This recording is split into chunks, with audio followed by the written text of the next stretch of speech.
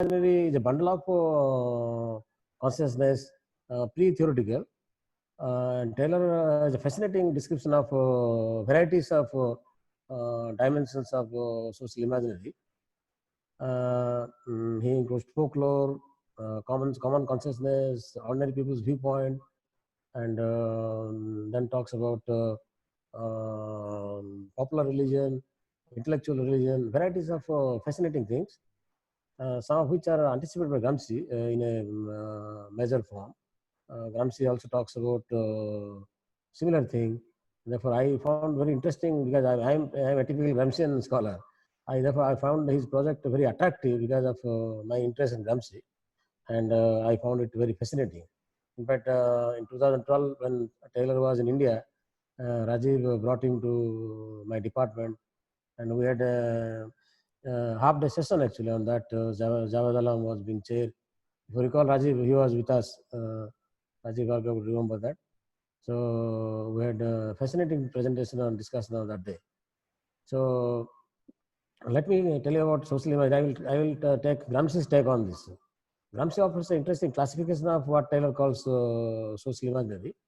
What was surprising for me that Taylor doesn't classify, but all the elements of social imaginary and much more than Gramsci, because he's a contemporary thinker, he has added many new dimensions, for example, memories and predispositions, which are anticipated by Bourdieu. He has brought enriched concept, many empirical concepts he has brought in.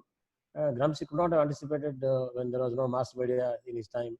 So therefore, a lot of empirical discovery. Yet I found the concept surprisingly unclassified.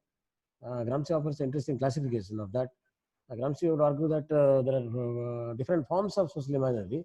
They are not one and same. For example, religious common sense is one. Non-religious common sense is second. Folklore, religious and non-religious, 3 and 4. Similarly, popular religion of the left, popular religion of the right, center, and intellectual religion of the left, center, and right. Very fascinating discussions on the part of Antonio Gramsci, some of which are there in all of these sections there in Taylor, but he doesn't classify his concept. Therefore, concept is very nebulous, but very empirically rich and very engaging thing. And his take is, unless secularism negotiates with social imaginary, it cannot take its ground. In order to ground itself on the earth, it should come out of the high theoretical position and penetrate with the world of social imaginary. Taylor uses the term penetration, or I would call interpenetration of theoretical framework, that is secularism and social imaginary. But Gramsci would not use the term. Gramsci would say transformation, where theory offers a critique of social imaginary, doesn't fall in love with that, and therefore doesn't penetrate, try to destabilize it, try to offer a critique of it. At the same time, takes off on the basis of positive aspects of religious toleration, so on and so forth, which are inherent in the social imaginary. So Gramsci offers a very complex relationship between social imaginary and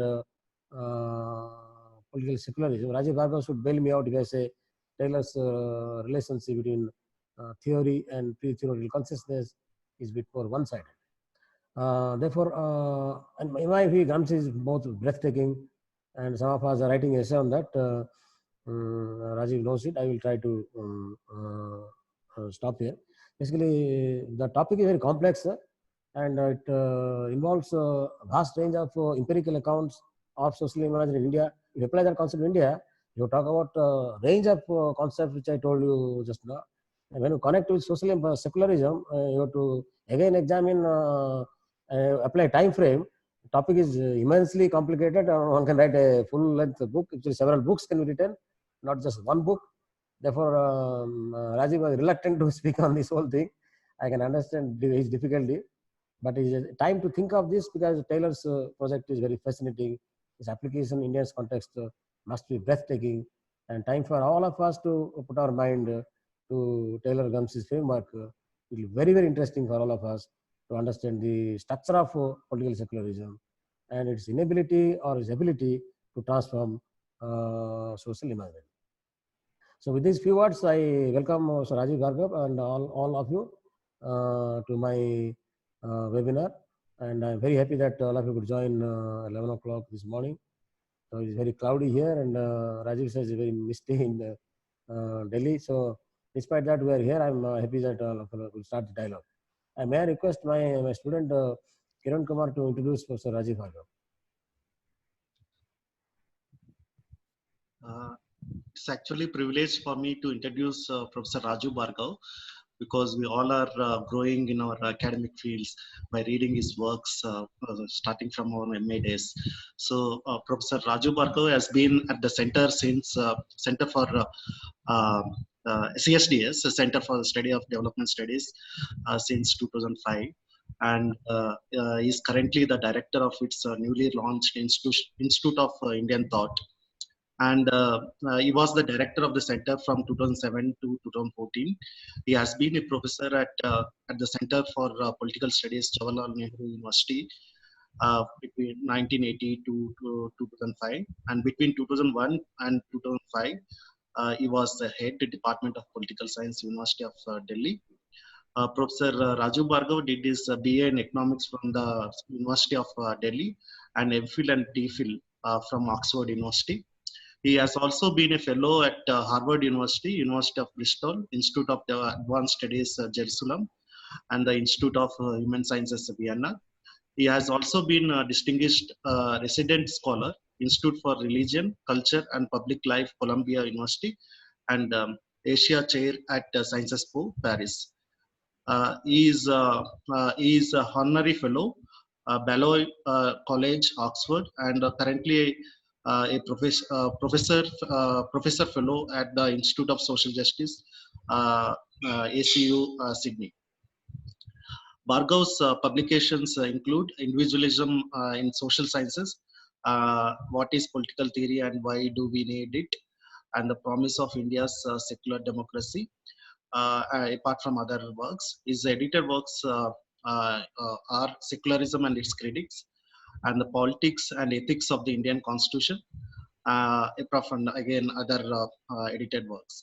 Bhargava is on the advisory board of several national and international institutions and was a consultant for the UNDP report on cultural liberty. With this short introduction, I request Professor Raju Bhargava to take over this session. Thank you, Arun, and thanks, Kiran, for that introduction. Arun, for having invited me to talk today. Thank you, both of you. I have to begin by saying that this title, the title of the talk is kind of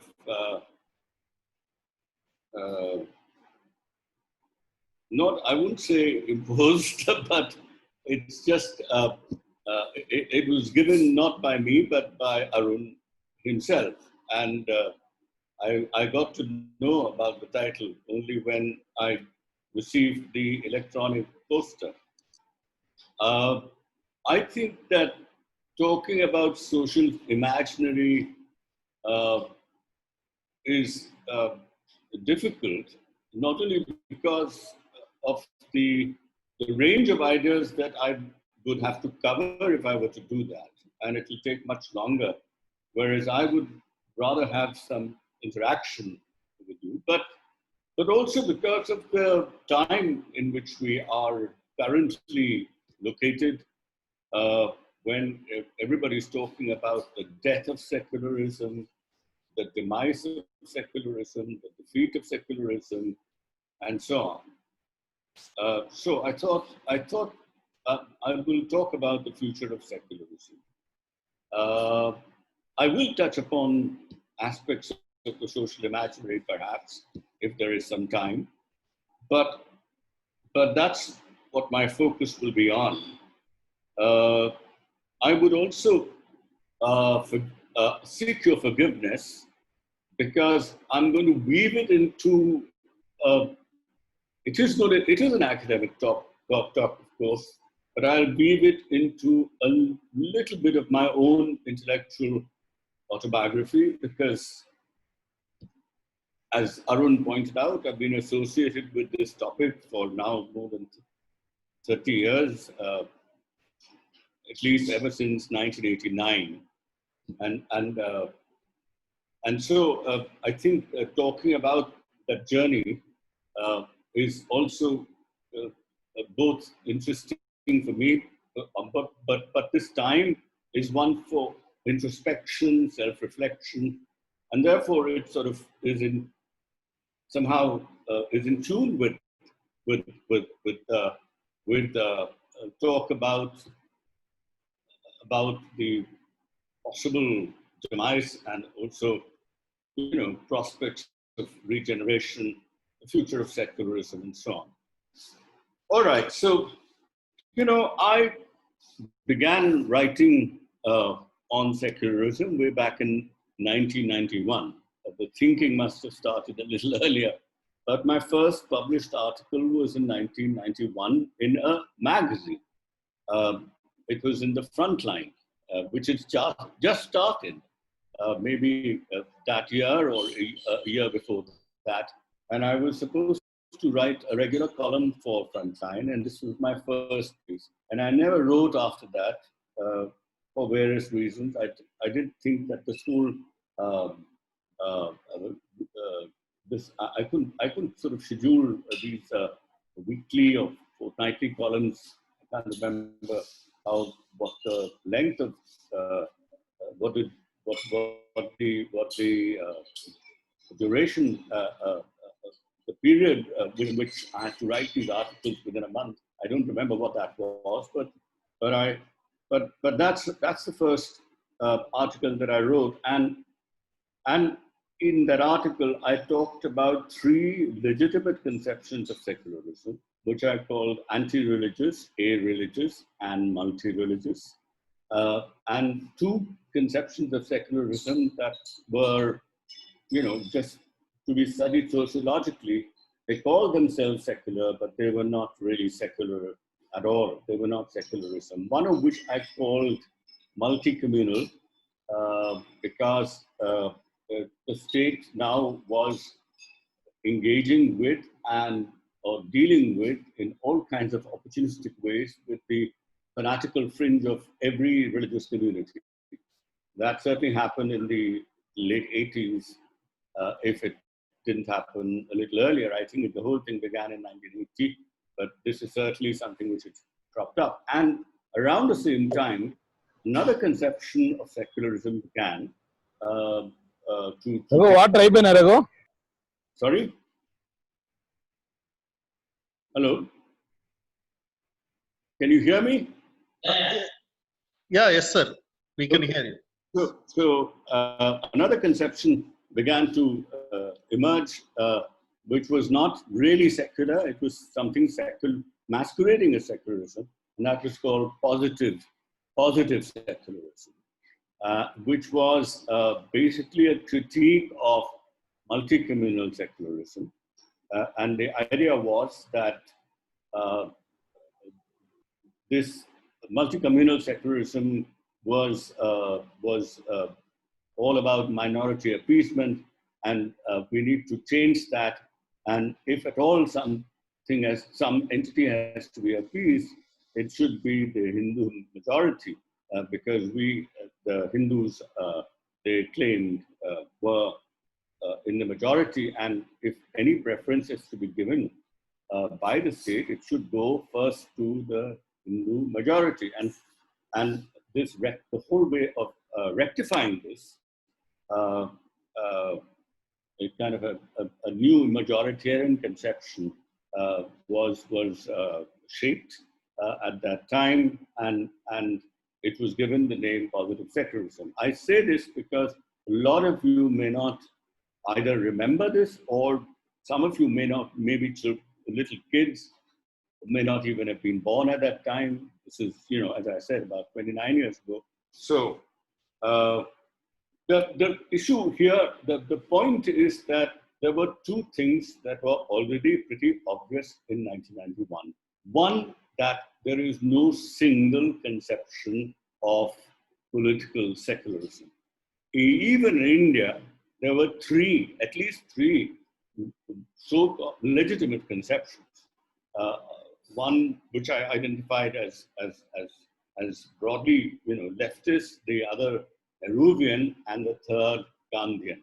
I didn't call them, or probably mentioned that, but anyway, three conceptions of secularism and two illegitimate ones. So we had multiple secularisms already, and there was already an idea, even in 1991, that there is a lot of distortion that is taking place of the very idea of secularism, that some secularisms are not really secularisms at all, they're pseudo or fake so in the public discourse, there are both illegitimate and legitimate conceptions of secularism.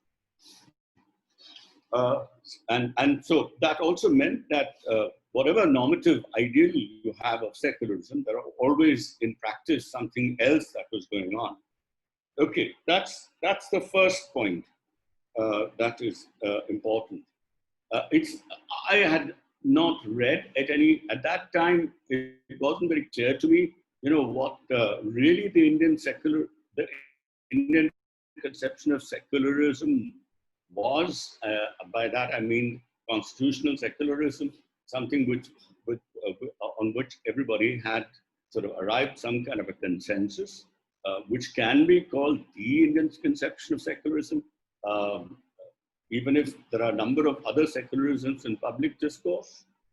And I had simply no conception of how this Indian secularism was different from other conceptions of secularism. I was only focused on India in this 1991 piece. But then in a year's time, 2-3 years time, I wrote a piece in the Economic and Political Weekly, that was in 1992, where I kind of made reference to the American model of wall of separation, which is a model which wants strict separation between religion and state, or rather church and state, at the federal level, which means that both the religious sphere and the political sphere should be completely separated from each other. They should have their own independent jurisdiction, that they should not interfere in each other's domains. They should keep off each other, and both have authority. The church has authority in its own sphere, and the state has authority in its sphere. And I found that this model that is not the Indian model, because for various reasons, I will go into that. I thought, but this is something, so there was already this idea that we have something distinctive, which is not the same as the American. And then a few years later, I happened to come across the writings initially in French, which I didn't follow, but then I got them translated by somebody and included them in the book that I wrote in 1997 the book that I edited on secularism and critics. And this was a piece by a professor of laïcité in Paris called Jean Bobéreau. And I mean, we had some idea that there is that even the American and the French versions are not the same, but this was a very vague idea. And then through that article, I came to realize how distinct the French version was from the American version, and how both of them were quite different from the Indian version. The French version, unlike the American version, was a model also, it was also a model that excluded religion from the affairs of the state, or the state excluded religion from itself, but it allowed state intervention in religion, but not religious intervention in the state, right? So this was a model of state control of religion.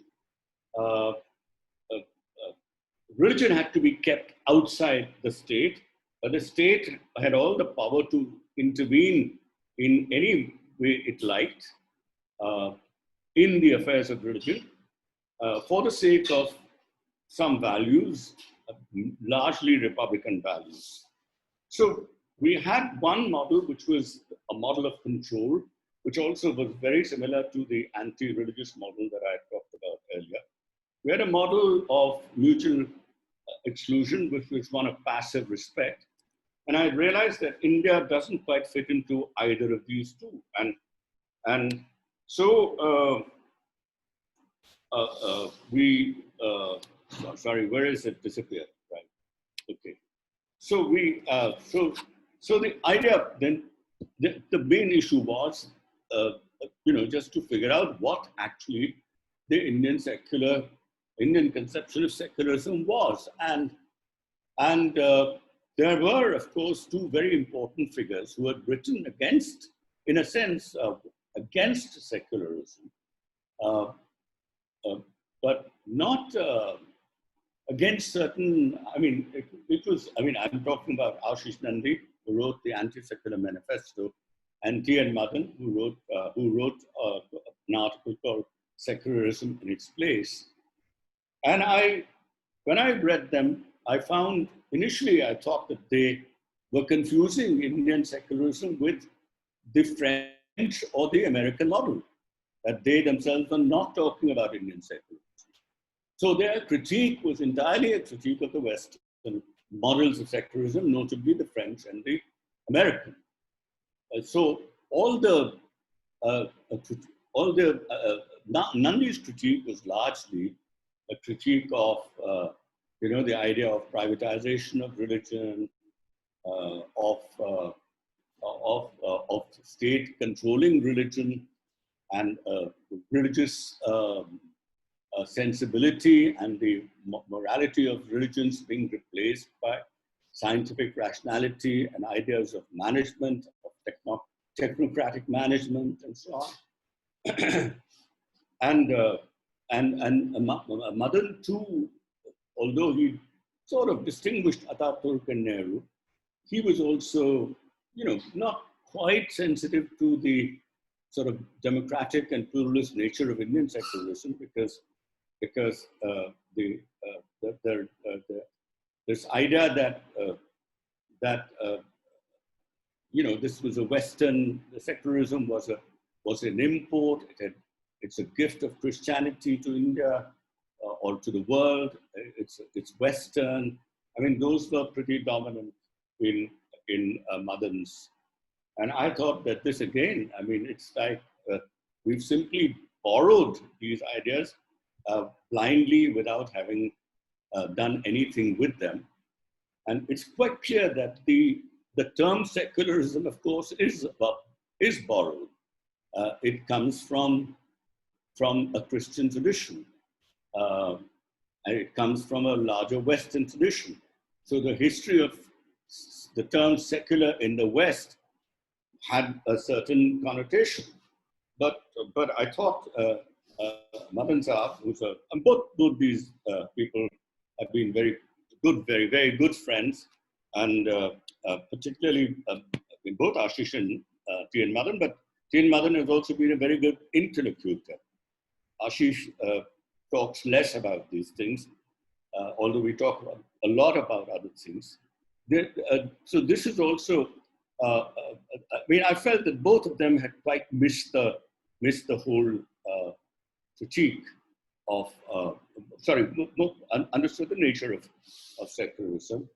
And when I had published in the Economic Political Weekly in 1992, Partha Chatterjee has also written a piece called Secularism and Toleration. And I thought that in his piece, it was of course a very interesting piece and a very, very good intervention. But I again thought that there was no distinction made between, for example, theocracy and the establishment of religion.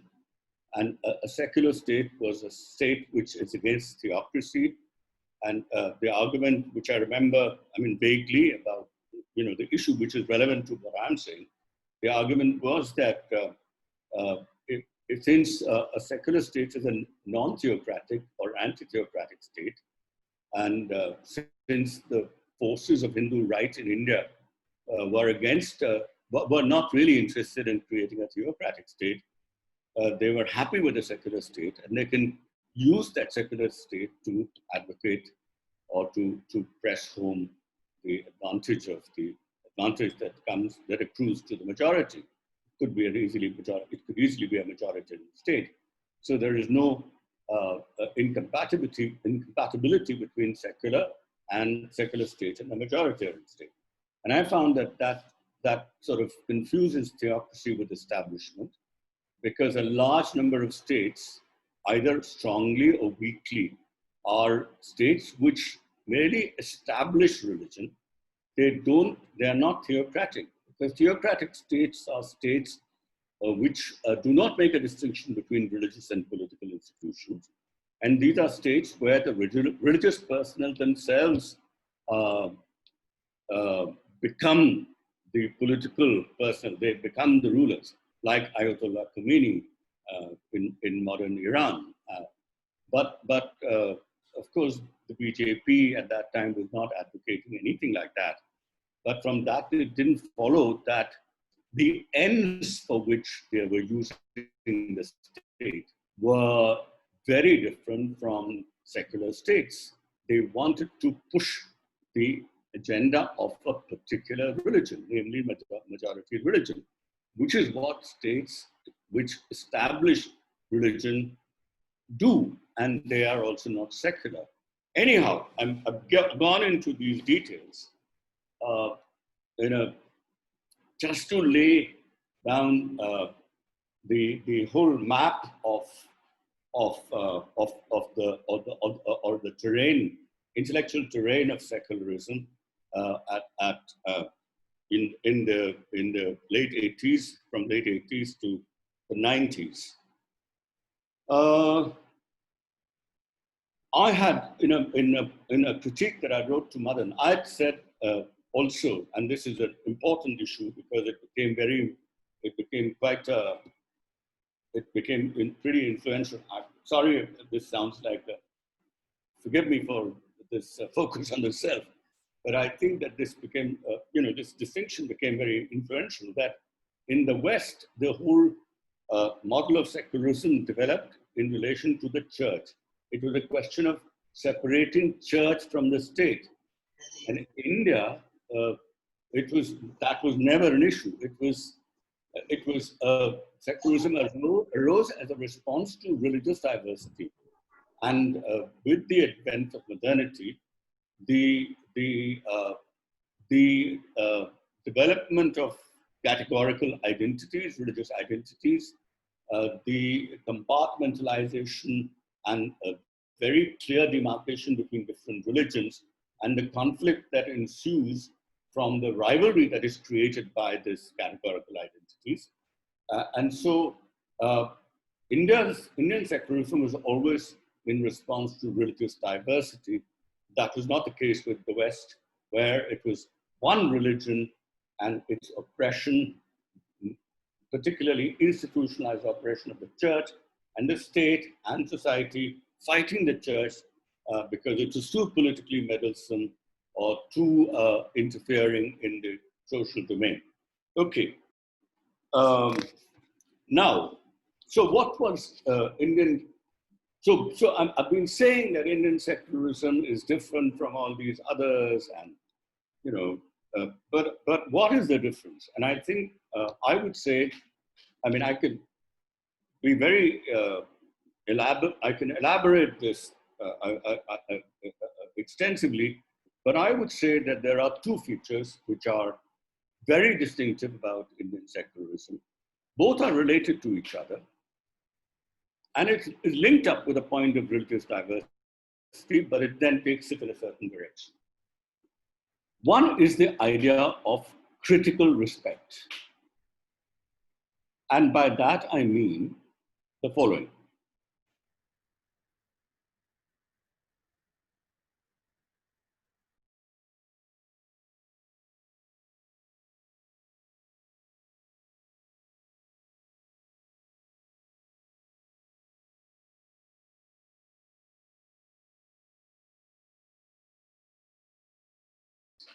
if you look at Articles 26 to 30, you find that not only is our religious community is mentioned, but also minorities mentioned.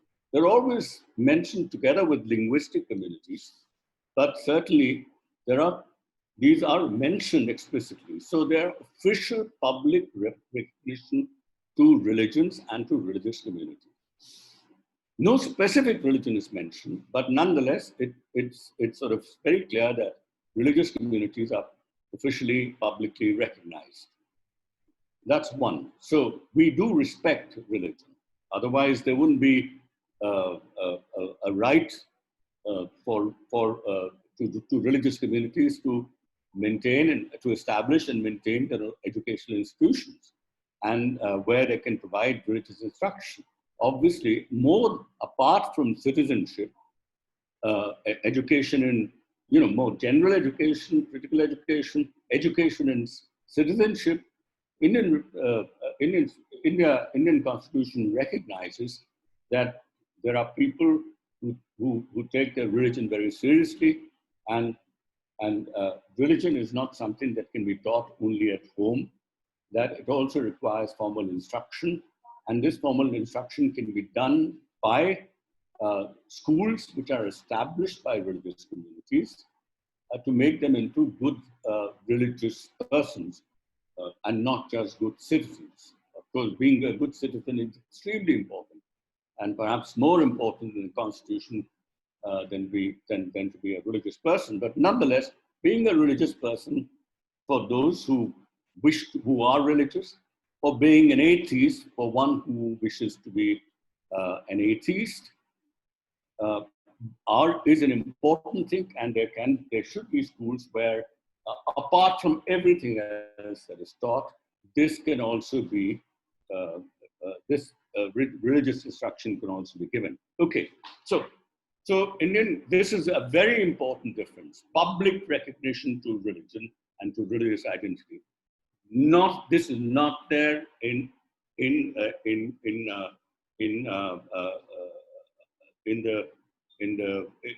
France, and even in the American Constitution does not.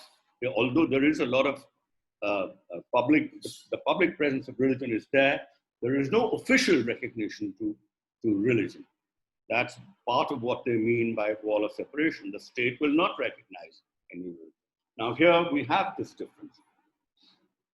But so we have respect. But there's a second thing which is very different from others. There are many aspects of our religion. And this is something that Ambedkar pointed out, but others have also pointed out. There are many aspects of a religion that are indistinguishable from social practices and from culture. So if you cannot distinguish the social from the religious, and there are obnoxious social practices, demeaning social practices, degrading social practices, practices of oppression, then wherever society is unable on its own to defeat, to undo these oppressive practices, you need to take the help of the state. And the state should play an important role in doing that. So, and that it cannot do unless there is a general, critique of religion. If you only respect everything in religion, then you will be blind to all the negative features of religion, all the oppressive and hierarchical features of religion. But if, on the other hand, you take both a stand within and a stand kind of relatively outside, you can take a critical stance. You can see what's wrong, and this is something which is recognized in the Constitution. And that is why I use the word critical respect. There are some aspects of religion which must be respected, and those must be left to religion to manage. But there are certain aspects of religion which are not worthy of respect. And there, if need be, the state can intervene. So you have untouchability. I mean, caste, is it social or religious? Well, Ambedkar thought that or caste is central to Hinduism. Not everybody believes that, but nonetheless, this is something which is a very, this was a widespread belief among a lot of people, that caste is absolutely central. It's a defining feature of Hinduism. So if you want to undercut the hierarchical caste system, you will have to intervene in religion, and you have to take a critical stance towards religion. So that's critical. So so critique is absolutely central. Critical respect. But there's a third dimension which distinguishes, and this is something that I've gathered when I took attention away from the American and the French models, but began to look at other Western European models.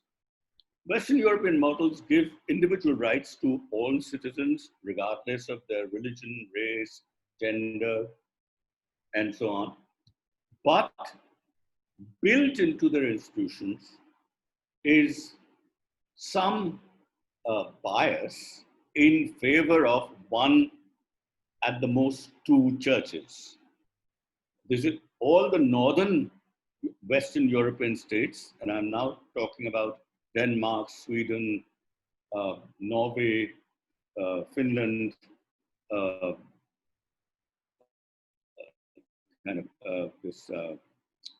Britain.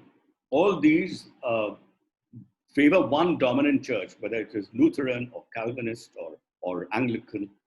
And all the southern countries, they favor Roman Catholicism. I mean, whether it's Portugal or Spain or Italy or Greece, where it's Orthodox Greek Christianity. But all of these have a preference for one. So they are one-sided. Now, in India, of course, it's equal respect for all and equal critical respect for all. And that's very distinctive. I mean, it's really one of the most distinctive features of Indian secularism, which makes it very different from every other. Respect, but respect for all, and critique with that respect, so critical respect for all. And that has an implication for policy or for how the state deals with religion. And that is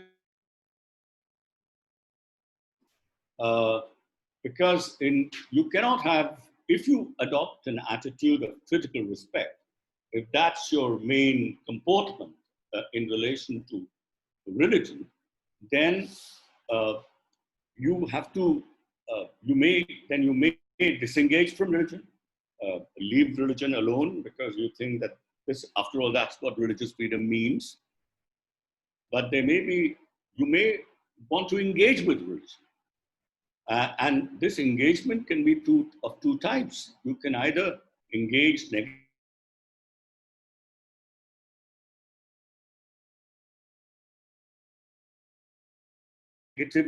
to do something with personal laws, or to ban untouchability, or you open all the public wells to all Dalits or former untouchables. This is negative, but positive will be when you recognize the rights of religious communities to their script, to their culture, and a right to establish your educational institutions where you can have religious instruction. And these are specifically minority rights, which is also a term that is used in the Constitution. But apart from that, the state can give subsidies on certain conditions to all religious communities, non-preferentially: Hindus, Jains, Buddhists, Muslims, Christians, Parsis, all of them, if they choose, if they so decide, if they can't manage on their own financially, they can always apply to the state, and the state will non-preferentially give subsidies to these religions. Of course, it will give it only under certain conditions. I don't want to get into it because it's going to take me too far away. But these are all, this is positive. It's helping, positive intervention as opposed to.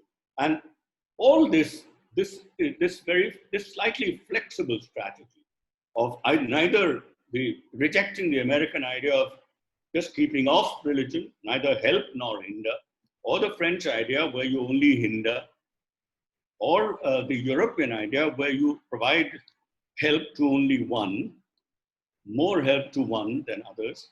In India, you have this very flexible attitude which demands that the state keep a distance from all religions, but having kept that distance, it can negotiate, it can decide whether to engage or disengage or engage negatively or positively, depending on how the state, how certain constitutional values, whether or not certain constitutional values, such as liberty, equality, fraternity, justice, whether they are advanced or not. Quite clearly, in the case of untouchability, it is deeply disrespectful to any person. It offends them. It is an affront to their dignity. It is extremely unequal when you tell people to stay away from you. You are restricting their freedom. When you tell people that you cannot access certain public places, you're treating them not only as if they were not persons without dignity, but you're treating them unequally. So this is such an offensive thing that you can't leave it alone. To enhance these, to protect or advance, or to stick to these constitutional values of equality, liberty, fraternity, and justice, you've got to intervene. And you've got to intervene negatively. And the fiercest negative intervention is ban. So you ban.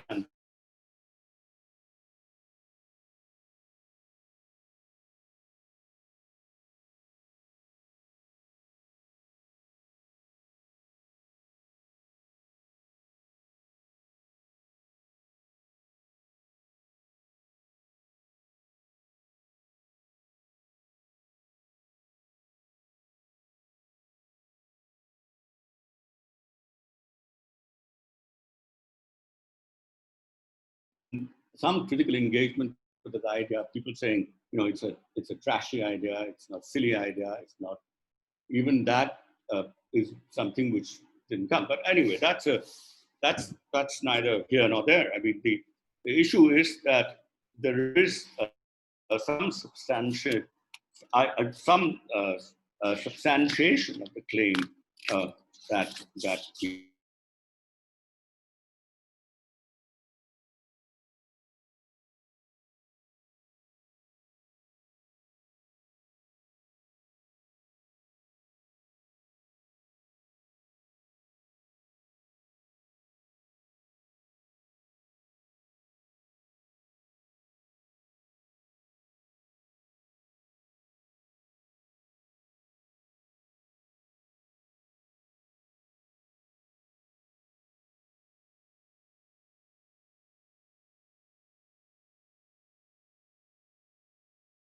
when I was asked to write a report on the practice and compare it with Pakistan and Bangladesh.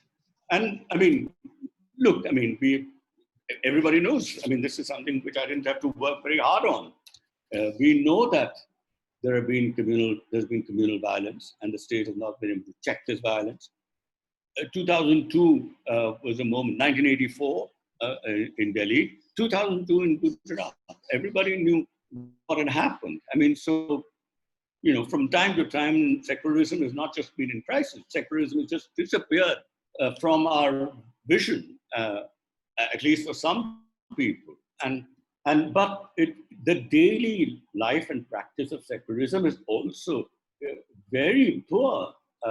If you look at how in many parts of India, Hindus and Muslims relate to each other, if you look at, most importantly, if you look at the conditions within religions of internal minorities, of within their respective religions, of Dalits and of women, And I wrote a very lengthy paper for a UNDP called Inclusion and Exclusion in South Asia, the case of India, Pakistan, and Bangladesh, where I made a comparison. And I found, obviously, that Indian secular practice falls far, far short of what the Constitution, Indian secularism, so it doesn't fare very well. And so it's one thing to talk about normative models. It's another thing to actually look at secular practice. And, our problems on the ground have been huge, immense, even before. I mean, we know that there have been sporadic communal riots ever since at least the early 60s. We know that 1969 in Ahmedabad, we had a major riot, and we know what happens in these so-called riots. But it was, I had discussed at great length, 10 pages on the condition of Dalits and the conditions of women, which are related to, in some ways, to religion, because that's secularism pertains to religious issues. So any religion-related oppression comes under the ambit of what we might call secularism. But there are n number of other oppressions, exclusions, marginalities, discriminations, which are based on other grounds, and those are not something that I can discuss within the ambit of secularism. But this gave me the idea that instead of talking about secularism as a positive doctrine promoting certain constitutional values, it can also be seen as again a positive doctrine, but against two forms of domination: inter-religious, which has to do with how members of one community dominate members of another community, and intra-religious, when members of one religious community dominate, by which I mean exclude, marginalize, discriminate against, and so on, dominate members of their own community. And so secularism is a response, not only, you can see it either as a response to inter and intra-religious domination, the secular state must reduce, if not entirely, of course, hopefully eliminate, but eliminates, and is a big task, at least try and reduce and check intra-religious domination. Or you can look at it from another point of view to say, well, it's there to promote certain constitutional values. Either way, this is what Indian secularism does.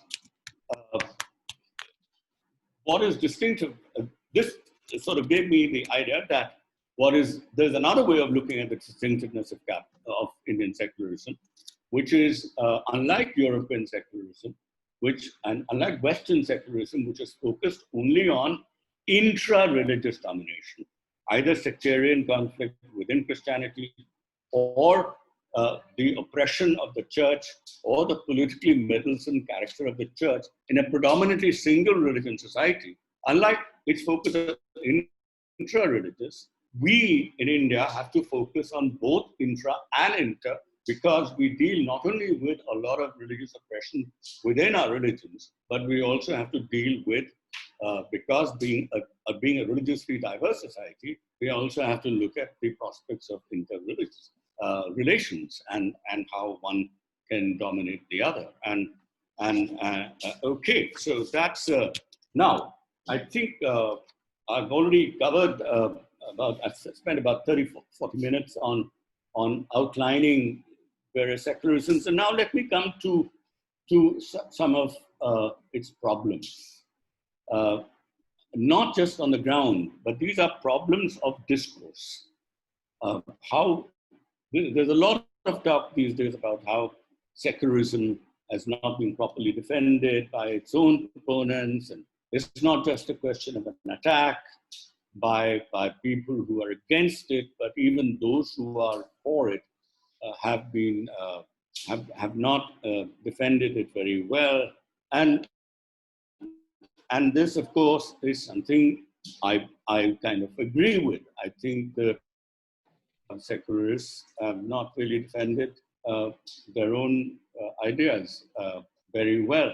And I've one very deep reason which is related to social imaginary, and I'm afraid I can't go into it because that's a separate lecture, which has to do with the formation of modern religion and how it excludes other forms of religiosity that are not covered by modern religion. I mean, so we have, we're always focusing on the so-called world religion, Hinduism, which is, of course, an 18th century, largely an 18th century invention as a religion.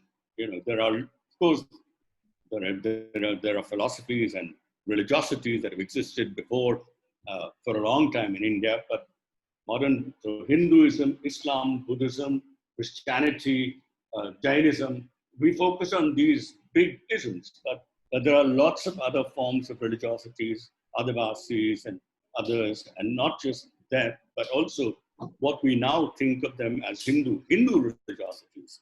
Lots of Hindu religiosities which are left out, and that is, and I think that there is a certain process by which these have become religion, and many of them have only imperfectly become religion. And in fact, many of them some of the processes can be reversed, maybe not immediately, but we may not succeed immediately, but over a period of time, we may even be successful in reversing some of this process, because these are recent processes. And so that's a very big issue, and I feel we haven't really paid attention to this at all. And none of us had till very recently. And I think that's a very big problem. But let me come to some other issues which are more easily, which I can cover in this remaining 10, 15 minutes. One is, I would mention three. One is this, we have persistently focused on, rightly so, because since the 1980s, our focus has largely been on inter-religious relations and inter-religious domination, particularly relations between Hindus and Muslims, but also Hindus and Christians. That's been the focus. So, and issues of intra-religious, those issues of oppression, it's not that they've not been attended to, but they have been treated as separate, as if they are nothing to do with secularism. So a Dalit discourse has developed, and a feminist discourse has developed, and a secular discourse has developed. And as if these are three separate discourses with no overlap. But actually, when it comes to religion and religion-based oppressions, they overlap very significantly, and they're all part of the secular agenda. So getting rid of religion-based oppression is an absolutely central part of the political secular imaginary. And in fact, in Europe and in the West more generally, this is the only thing that they dealt with. It was only intra-religious relations and intra-religious domination that they focused on. So in America, for example, the whole thing was among Protestants. There are different denominations of Protestants, and people wanted denominational pluralism. They didn't want one denomination to start ruling and dominating another denomination. And therefore, they wanted a state which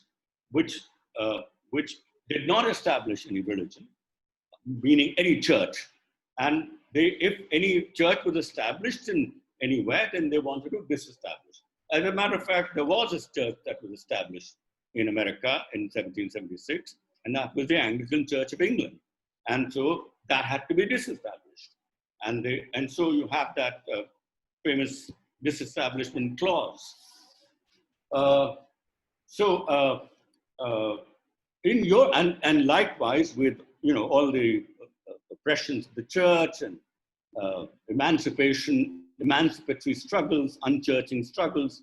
So their secularism is only focused on intra-religious, whereas our secularism, at least for the last 40, 50 years, except when Ambedkar and Nehru got together to do something about Hindu personal law in the 50s. I mean, it's largely been about interreligious issues. And this has not been good, because if you focus only on interreligious issues or issues of interreligious domination, neglecting intra-religious issues, you end up with the idea that, secularism is a device for minority protection. We have to save minorities from majorities. And if that discourse develops, then in, the majority, or let's just be, let's call it straight away what it is. Hindus will feel, oh, this is something only for Muslims. Secularism is for Muslims. It's got nothing to do with us.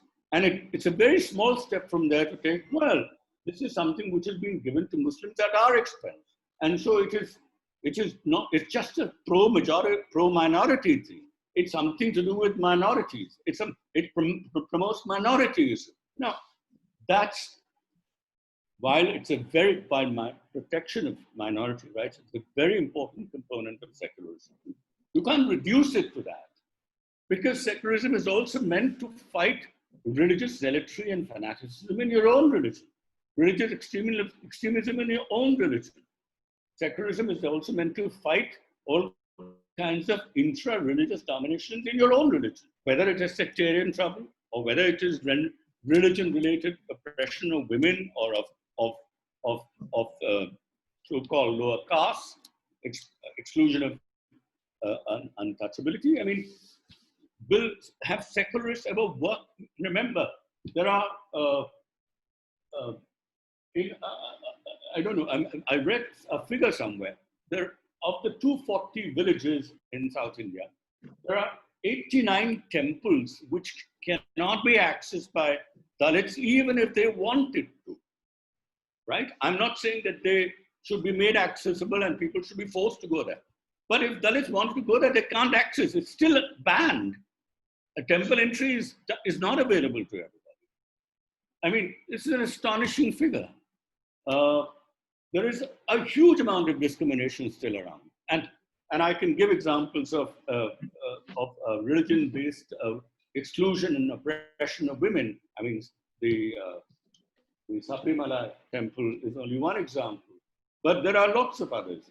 I think the focus should be on that, and not just as a women's separate women's movement, a struggle, but it's a larger secular thing. So I think this focus on a neglect of intra-religious has been not a great idea. Then the second point is that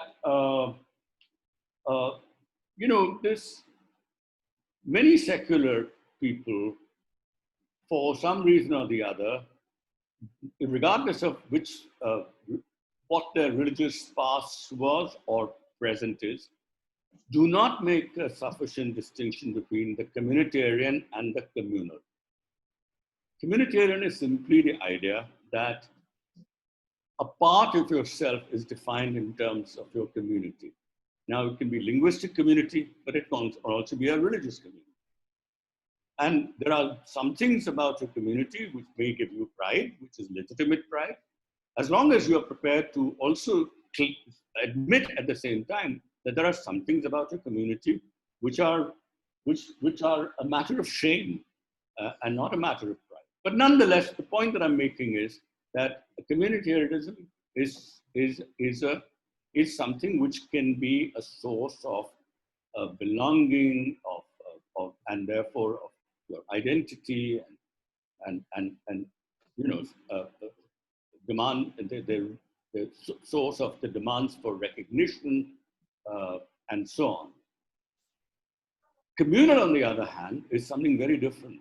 Communal is that you are asking for you are demanding that your interests be met at the expense of someone else, and that you define yourself not in dialogue with others, but in opposition to others, necessary opposition. So you're thinking of it as a zero-sum game. You're always if your whole idea of Hindu is being anti-Muslim, that's communal. But, there are so many people who define themselves as Hindus without being anti-Muslim. Gandhi is, of course, the most famous example. He had his own eccentric view of what Hindu meant, and he was, of course, one of the greatest Hindus of India. But I mean, or Ramakrishna Paramhans, for that matter. Or I mean, the whole of 19th century and 20th century, it's full of people who are Hindus, who call themselves Hindus, but they have no ill feeling towards Muslims. In fact, they want to share in that identity sometimes, and so on. Gandhi and Ramakrishna, for example, one of the. So I think this conflation has been pretty bad for people to think that to be saying that you are a part of the community or you belong to this community is to somehow feel guilty about it and to feel that there's something wrong with it. And this has happened it's happened to all, both Muslims and Hindus, but I think more with Hindus. So there is no term like secular Hindu. There is a term like secular Muslim. And there's no term like secular Hindu for these reasons that I mentioned. That people don't feel that they can call themselves Hindus because that would be communal. But it's okay to call somebody a secular Muslim because this is in bad faith. Even if it's a little communal, it's okay because they are vulnerable. They're a minority, but that's in bad faith. You can easily belong to legitimately. I mean, this is not true for everybody. Everybody doesn't have to say that they are. Maybe, no matter what your past is, you can always say, I reject everything. That doesn't happen, actually, because traces always remain. But nonetheless, you can make that claim. But a lot of people may not want to do that. They don't want to disown their past. They want to actually own their present and own their religious present. And they want to say that. Nothing wrong with that. But please, don't confuse it with, then don't think that to do that would be communal, and therefore that once you adopt a Hindu identity, you've got to be anti-Christian or anti-Muslim or whatever. But that's been a little bit of a problem. We've yet to find a proper language in which we can talk about our religious identities without feeling tainted by communalism. And I think that should be corrected because it lands you in all kinds of trouble. And third and final, and I have a couple of other things to say about the current moment. A third and final problem, I think, with secularism is that if it is not just to do, I think for both cases, and this is something which some people find very silly, and why should we deal with the past and texts? But I think that if we are to speak on any religious matter, we meaning, I'm now here talking about intellectuals, those who participate in the public discourse. If we are to speak on any religious matter, we better know something about it. And if I speak about Muslims and Islam, which I cannot but speak if I'm dealing with secularism, I better know something about Islamic traditions. And if I want to speak about Hindu, I better know something about Hindu traditions. So only then, and especially when I'm talking to Hindus and Muslims and Christians, unless I know these traditions, I will not be, my voice will not carry weight and I will not be properly heard. Merely being outside something and then, making a judgment will not do. You have to get into, you have to get somewhere, you have to get into under the skin of a person and walk around it a bit. It's called verstehen. It's hermeneutics. It's understanding. I mean, and that is you don't understand simply by looking at what's happening now. There is a history to it, and there is a tradition behind it. And I think that those of us who speak to religion, to religious people, about religion, about religious people, better know this. I mean, some people don't speak. Therefore, they're happy, they don't have to. But if you wish to speak, then you better know. And this has, of course, been a very big problem in our education system, because we have just ignored these religion as a cumulative tradition. We've only looked at, there's a lot of things on the intertwining of religion and nationalism, and everybody keeps working on that. And religion and democracy, not many people have worked on it, but some people sort of said a few things about that. So modern historians have paid attention to this, but I don't think there's any history proper of the development of any religious of religions, and I think that is a deficiency, and that we have to correct. Now, last of all, I'm going to just say one thing about the current, discourse of defeat and debate and demise and so on. And I would say that two distinctions. One, there is a political project of secularism, which is largely driven by the state or led by the state, and we expect the state to do certain things. And I have, in a constitutional secularism, political secularism, all my work has been on that. But in my recent writings, I've also talked about a socially driven secularism. Secularism as a critical social perspective, because dealing with inter and intra-religious relations,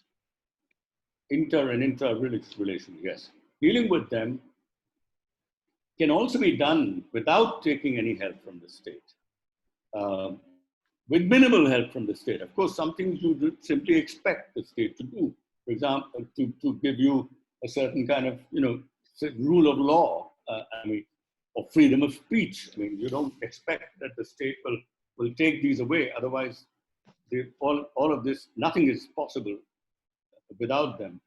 No democracy, no public intercourse, nothing.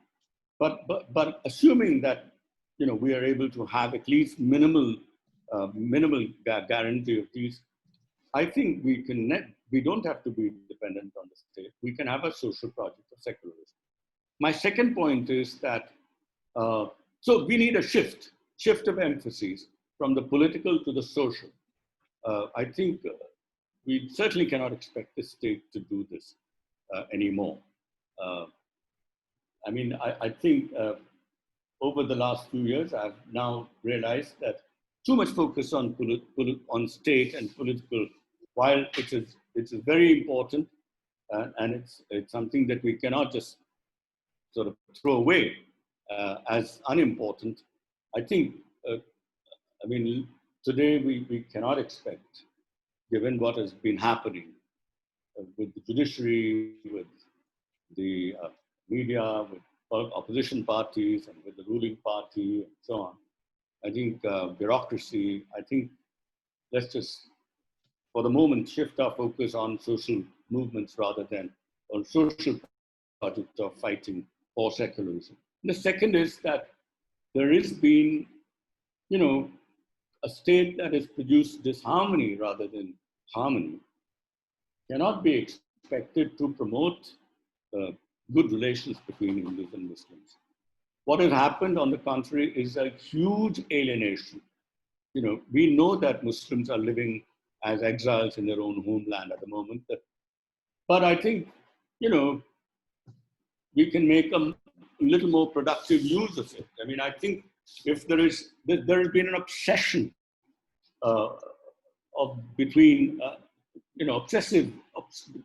these communities have been obsessively involved with one another. And I think that this distance and the reduction of obsession with one another, some amount, of course it comes with alienation, but some distancing can be used in a more productive way to begin internal introspection by both communities, and not only to try and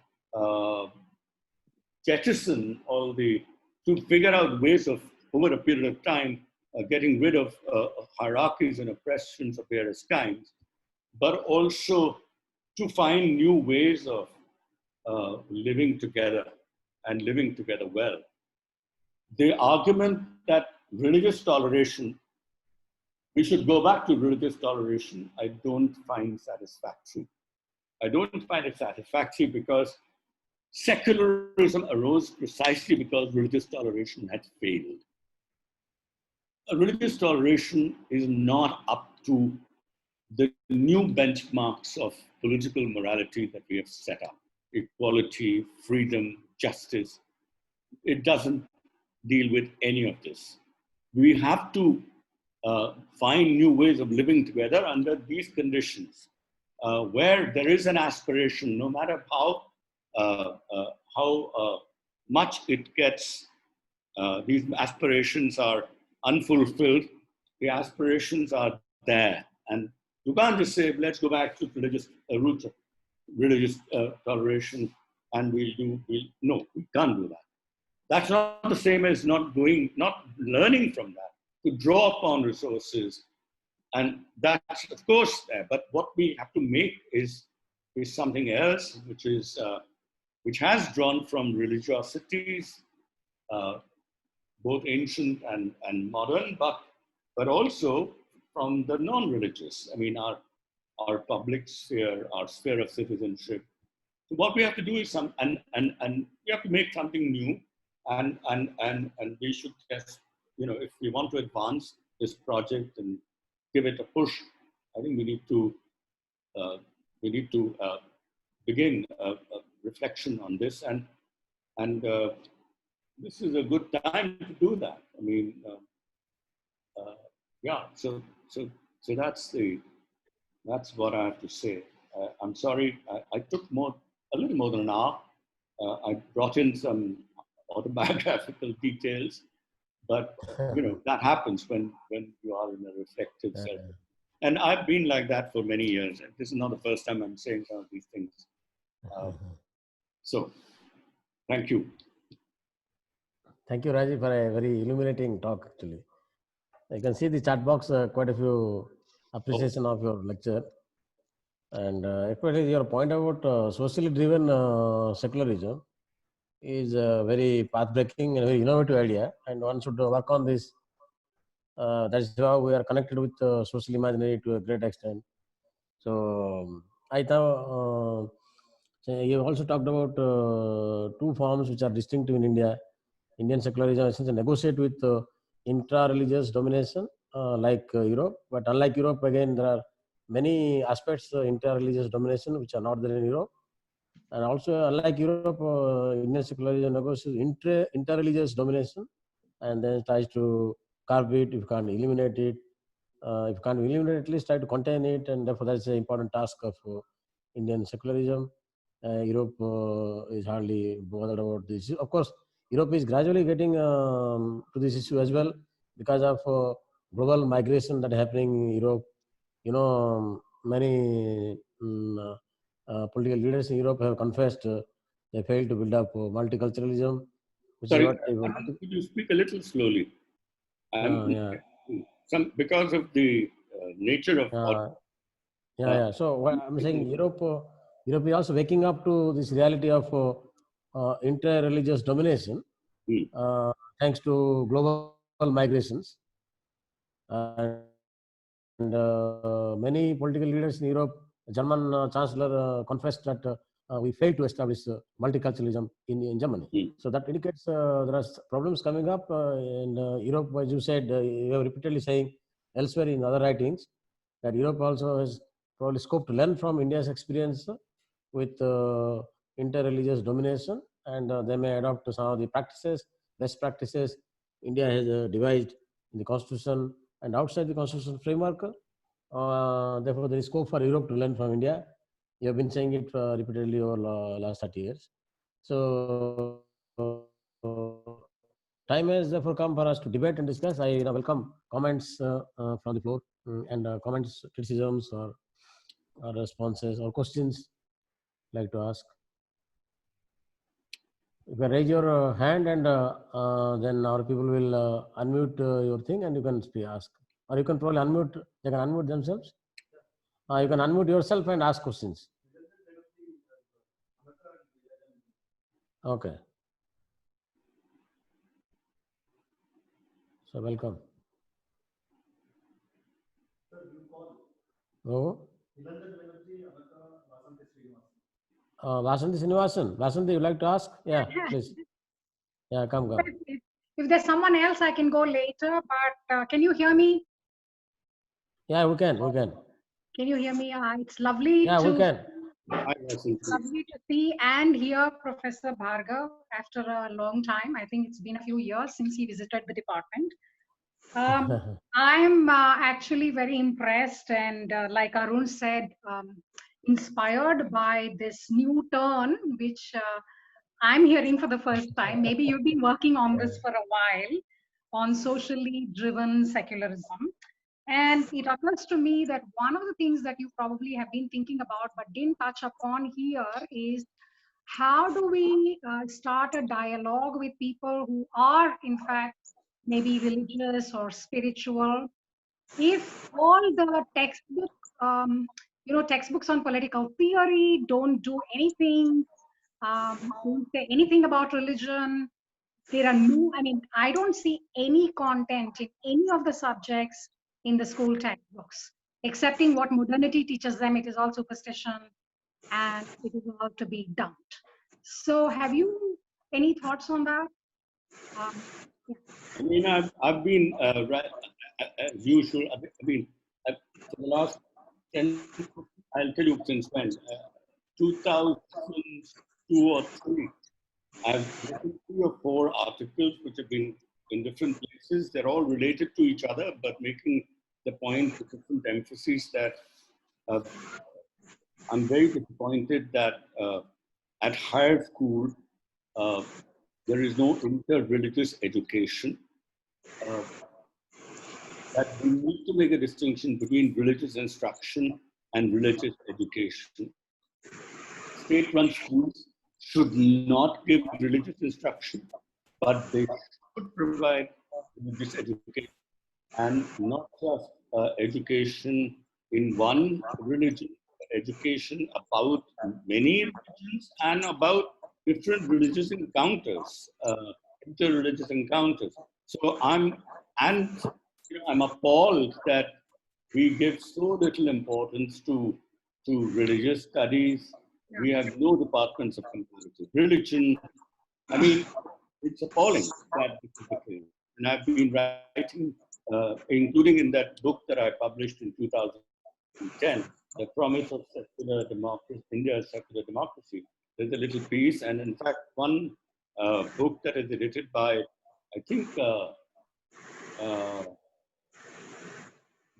in honor of Mrinal Miri, this is by our friend Raghuram Raju. I don't know when it was published. Even there, I've written on secular state and religious education. So I couldn't agree with you more. I mean, and it's what we don't even, it's first of all, a lot of it is not even religion as we understand it. I mean, in the modern Western sense. I mean, for example, what is Buddhism? Is it philosophy or religion? There's no distinction between religion and philosophy in so much. What is Ramayana? Is it literature, religion? Mahabharata, literature or religion? I mean, why is it possible for somebody to read Homer as part of literature, but not read Ramayana? I mean, it's completely ridiculous. This is something which we're carrying a baggage from the 80s or the 70s. I mean, I don't know. And, look at this is something which has happened after independence, before independence. Of course, schools and universities were largely based on British. They were all designed by the Brits, so that had to be the case. But every major figure in India who fought the struggle against colonialism was not only bilingual or multilingual, but also multicultural and bicultural, and knew their texts. I mean, how many people have written the Gita? Every single person. even Lajpat Rai writes on the Gita. I mean, not just Tilak and Gandhi, and everybody is writing on the Gita, trying to make sense of it in different ways. I mean, so I think this is one of the big issues which have to be dealt with, and I couldn't agree with you more. I mean, I wish that I think we have feared, again we feared I think I must not mute.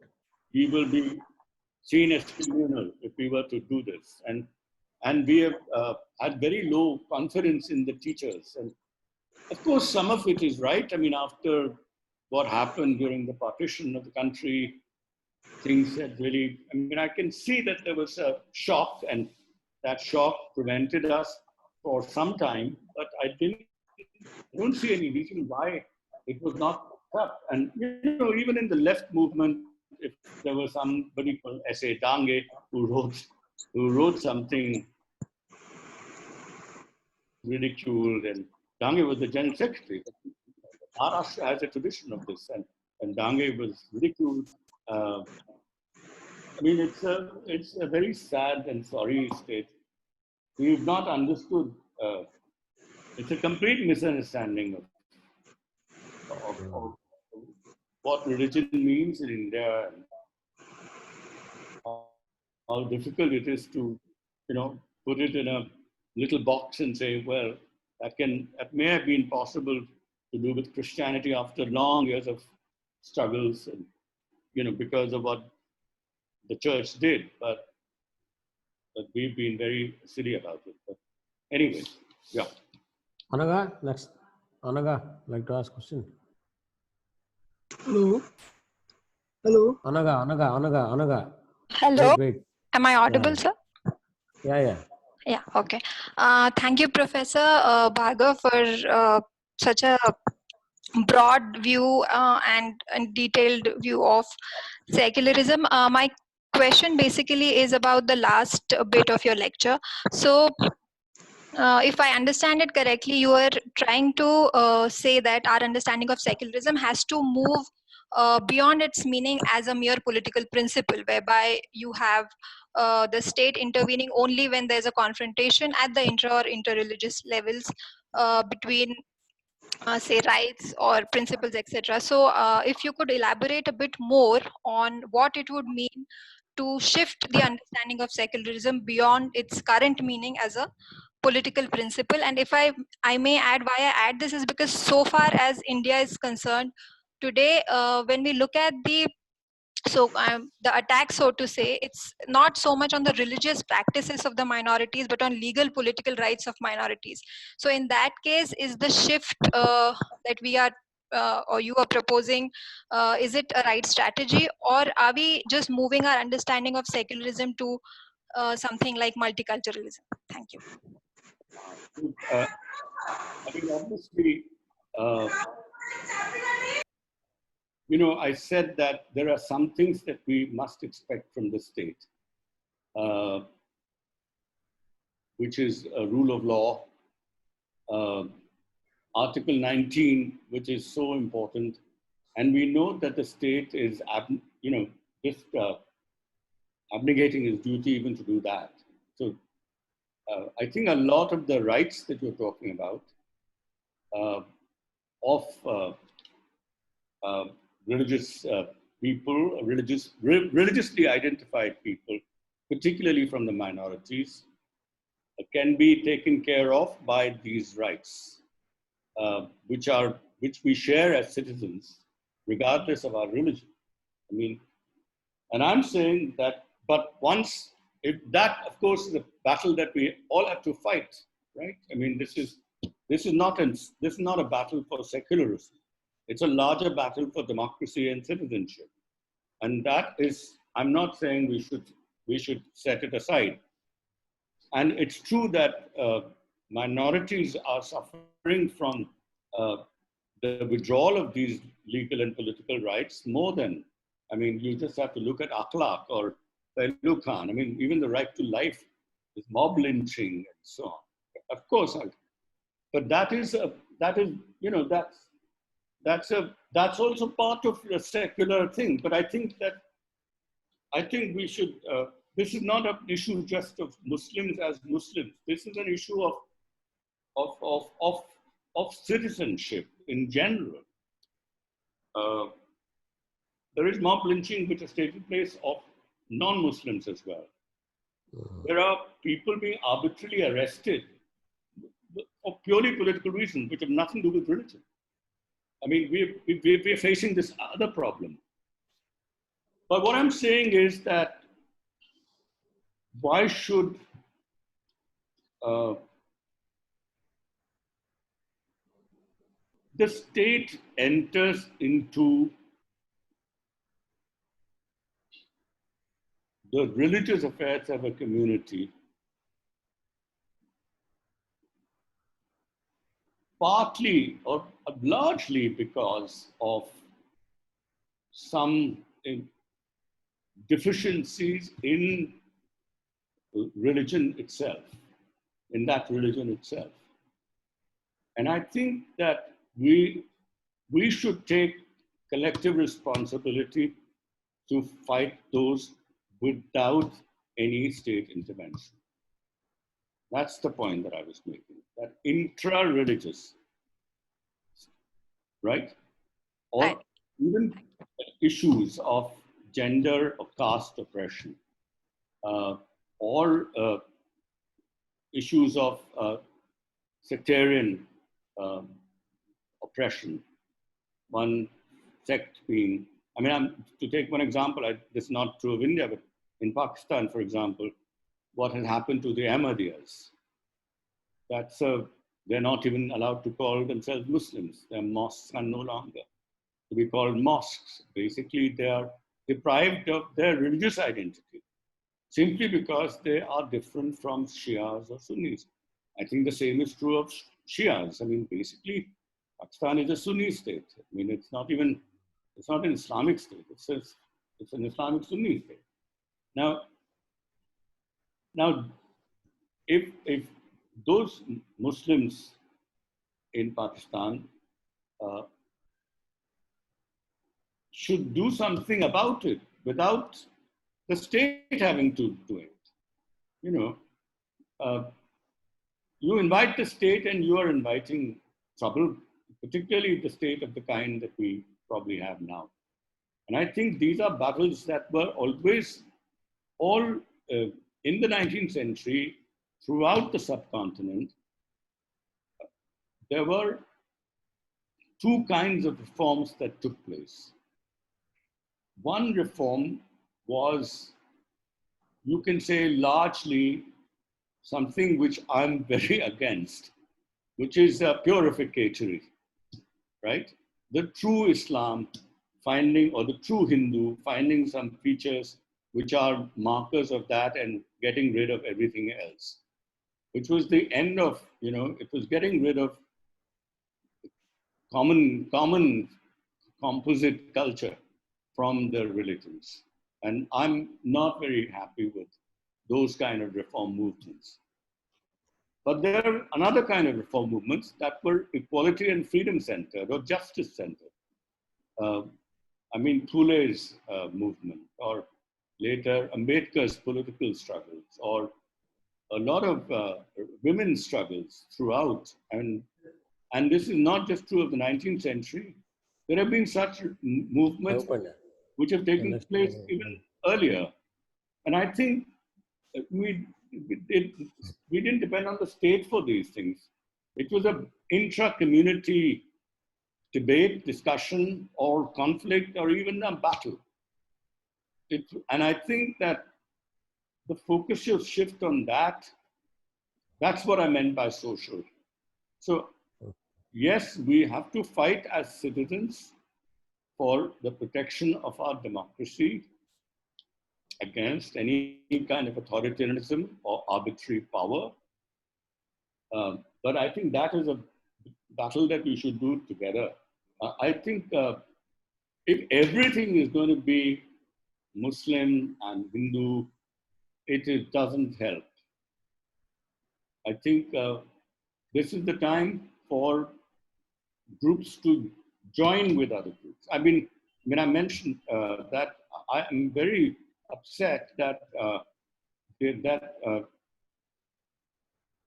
Dalits and minorities and women have formed different fronts, sometimes in conflict with one another.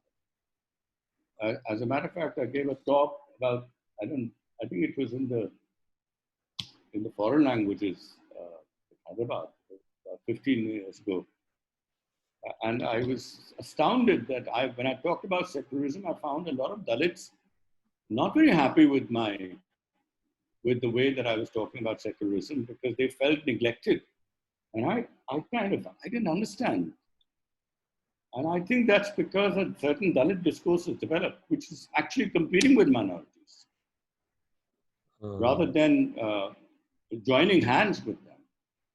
And the same was true of the feminists. And I think that there is so much they share in common, because the source of their problems is coming from this, it's the same. And I think it would be much better if they join hands to fight it, rather than not just as Muslims and Dalits. So I think, let's not forget one thing. Too much of, I made this distinction between, in one of my articles, which I wrote very early on, I made a distinction between majority-minority framework and majority-minority syndrome. It doesn't take very long for the framework to turn into a syndrome. And that's what happened before the partition of the country. And the syndrome is a very negative thing. It's a pejorative thing. But if you keep talking about minorities, implicitly you're acknowledging that there is a majority. There's no minority without a majority. And there are no minority interests without a majority interest. So, and the moment you start talking about majority interests, just a little step away is full-blooded majoritarianism. So, minority talk is something which needs to be kept in limits for the good of everybody, including the minorities. And I think that giving socio-cultural rights was just the right thing to have done in the Constitution. Everything should not become Muslim and Hindu, and that is communal, by the way, to see it like that. So these are, all our society is very complex, and our politics needs to be very complex and subtle and refined and sophisticated, and it needs a lot of thought and judgment, and no formula works and never work. It's hard struggle, it's collective, over a period of time. Unless we are constantly thinking on our feet, we won't be able to solve these problems. And I think I'm very much aware of the dangers of minority discourse.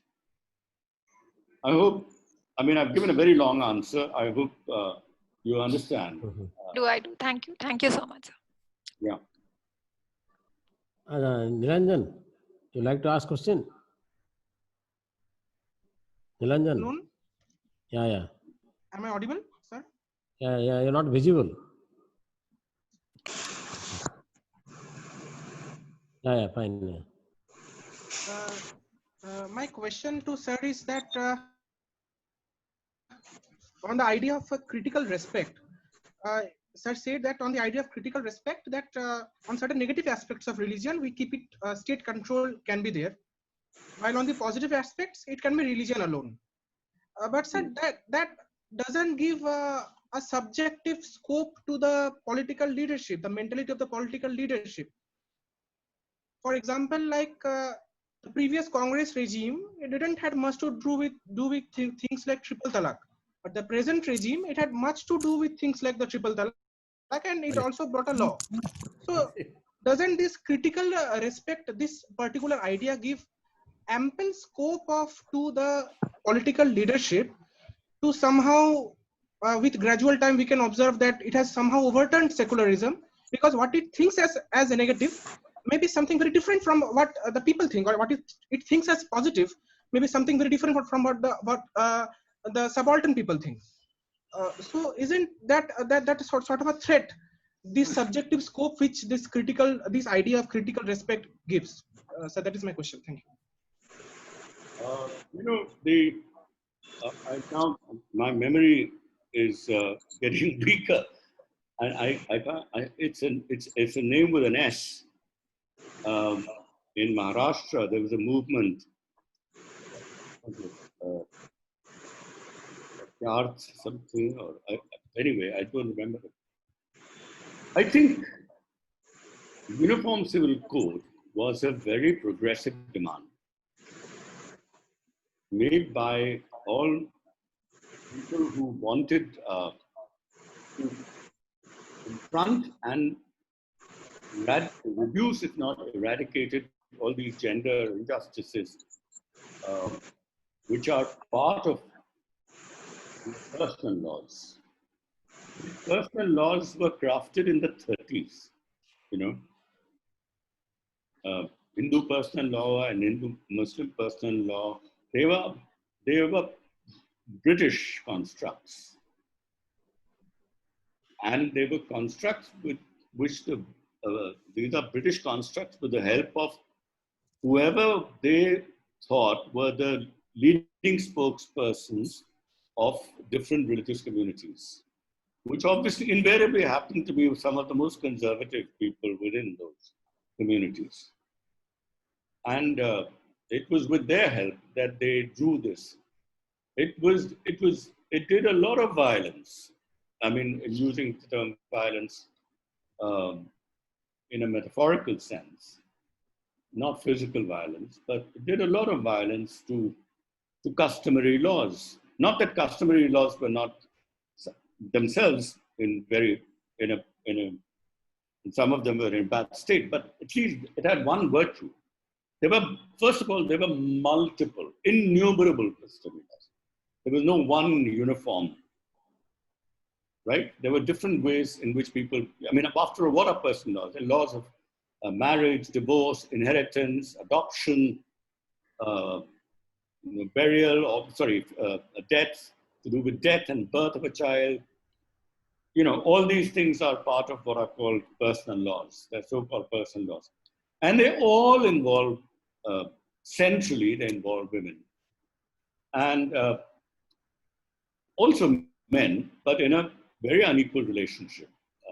And the customary laws were millions, spread all over the country. Every little region had a different custom. And they were all put together. But not only that, a custom of one region was followed by Hindus and Muslims both. And once you had a Muslim personal law, then a Muslim who was following a common customary law, which had both, which was based on, which had Hindu elements and Muslim elements, suddenly had to change and become what this Imam, or whatever the textual scholar of Islam, what he thought was Muslim. And that became part of Muslim law. That happened in the 30s. Rule by Sharia is something that was invented in the 30s in India. Otherwise, Gujarat, the Khojas and the Memons, they didn't even see themselves as Muslims. Jinnah came from that community because they were both Hindus and Muslims, in many ways. And their whole practices were syncretic. Syncretic certainly become a bad word, but their practices were syncretic. The customs were very. And you can say that it's, of course, it was caste related. And of course, Muslims and Hindus belong to the same caste name, same. So they had these customs which were caste related and customary, village related. So all of this was suddenly turned into an all India Muslim and an all India Hindu personal law. And everybody had to leave their own things and decide whether they are here or there. And then they became here or there. Now, it was deeply conservative, deeply oppressive, very selective. Now, none of the people who were any kind of sensibility, liberal or progressive, were happy with this. And they were committed to changing it. They were committed to changing, and that's why they couldn't change it immediately because of the strong presence of the orthodoxy, but they were committed to bringing a uniform civil code. And they put it in the directive principles of state policy. And till the 90s, all feminist movements in India wanted a uniform civil code. Any progressive person, the left wanted a uniform civil code. The liberals wanted a uniform civil code. Now, the right is the Hindu right wants a uniform civil code, and everybody thinks, "Arey, ye kya ho gaya?" And everybody else is attracted because that is a tool by which to beat the stick to with which to beat the minorities. But actually it's a critical reform. It's critical respect idea. You know that. So, I mean, triple talaq, by all accounts, it's a terrible idea. I mean, I don't think any progressive person would say, this is a great idea, we should have it. And let me tell you another thing, which is very true in some places, at least, if not in all. And this is something which I learned only recently, and I wanted to cross-check with some of my friends who know about Muslim practices in India. I'll say something which is really horrific, but it's true.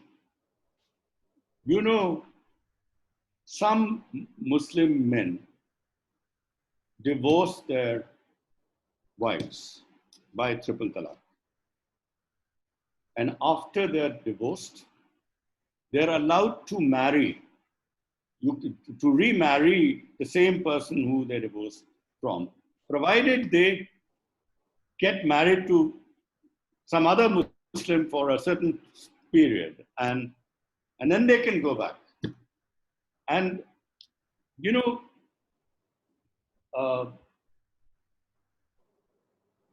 there is a complicity between these obnoxious Muslim men and local religious leaders.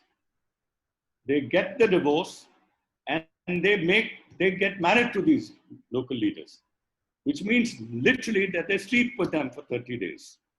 And then they return to the original.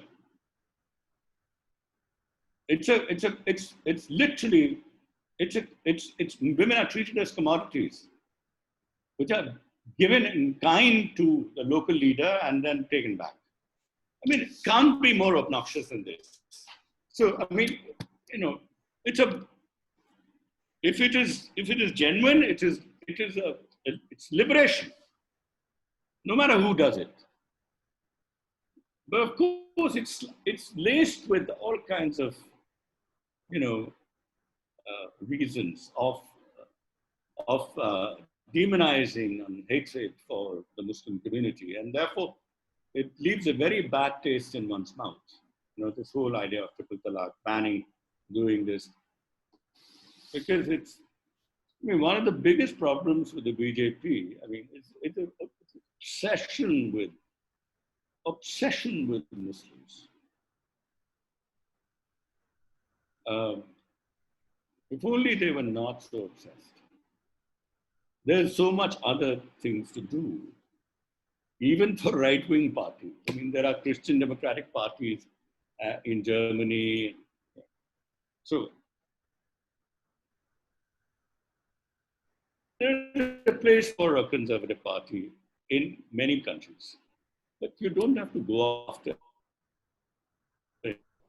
So the motives are in question, but actually the deed of getting rid of triple talaq is welcomed by all. I mean, it should. I mean, I don't know the details of it. I mean, I haven't really studied it in detail. I'm just talking as somebody from the outside who's only heard various things.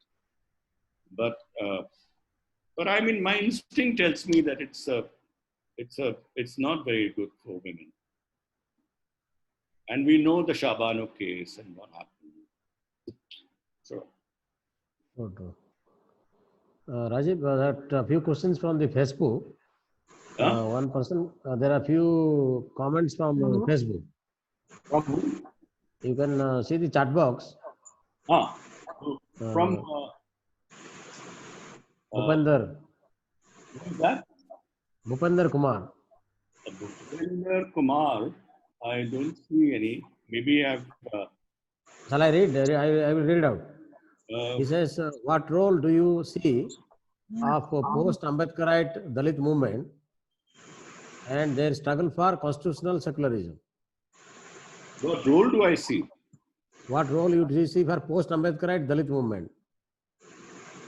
I really place a lot of faith in Dalit movement. I don't know what is meant by post-Ambedkarite, because I don't know. I mean, are you talking about Ambedkarite as distinct from, say, Mayavati, or are you just saying that since Ambedkar, the movements that have grown after that?